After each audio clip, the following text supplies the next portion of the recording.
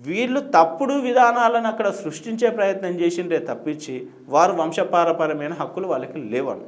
అయినప్పటికీ కూడా ఇవి లేవు అని చెప్పేసి అప్పుడు ఉన్న శ్రీకాంత్ రావు గారు డీసీ గారు విచారణ చేపించినప్పుడు నేను అభియోగం చెబుతున్న ఈ యొక్క రామల సునీత గారే వచ్చేసి ఏసీగా ఉండరన్న.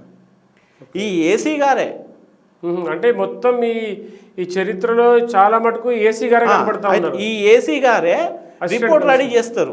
ఏమని అంటే అది 2024లో ఏది మన యొక్క ఎండోమెంట్ కమిషనర్ దగ్గర నుంచి వీరు వంశపారపరమైన హక్కును అడుగుతూ ఉన్నారు, ఇది వాస్తవమైన వాట్ ఈజ్ వాట్, వీరికి ఇవ్వచ్చా ఇవ్వద్దా అసలు ఏంటిది అని చెప్పేసి నాకు ఒక రిపోర్ట్ కాపీ పంపివ్వండి అని చెప్పేసి ఏసీ గారికి ఒకటి లెటర్ వస్తుంది.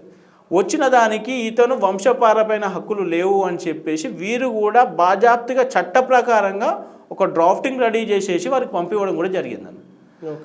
ఇలా జరిగిన తర్వాత దాదాపు ఒక 1.5 year తర్వాత ఉన్న పలంగా ఒక జీవోని తీసుకొచ్చేసి వీరి యొక్క తమ్ముడిని అధికార బదిలీ అని చెప్పేసి అది శేషయ్య గారు ప్రధాన అర్చకులుగా ఉంటూ చైర్మన్గా ఉన్న ఇతన్ని వీళ్ళ కుటుంబ సభ్యులం ఒక అగ్రిమెంట్కి వచ్చేసినాము, మా తమ్ముడు గారిని శివసుబ్రహ్మణ్యం గారిని చైర్మన్గా మేము యాక్సెప్ట్ చేస్తున్నాము అని చెప్పేసి ఉన్న పలంగా ఎటువంటి విచారణ లేకుండా అతన్ని తీసుకురావడం జరిగింది.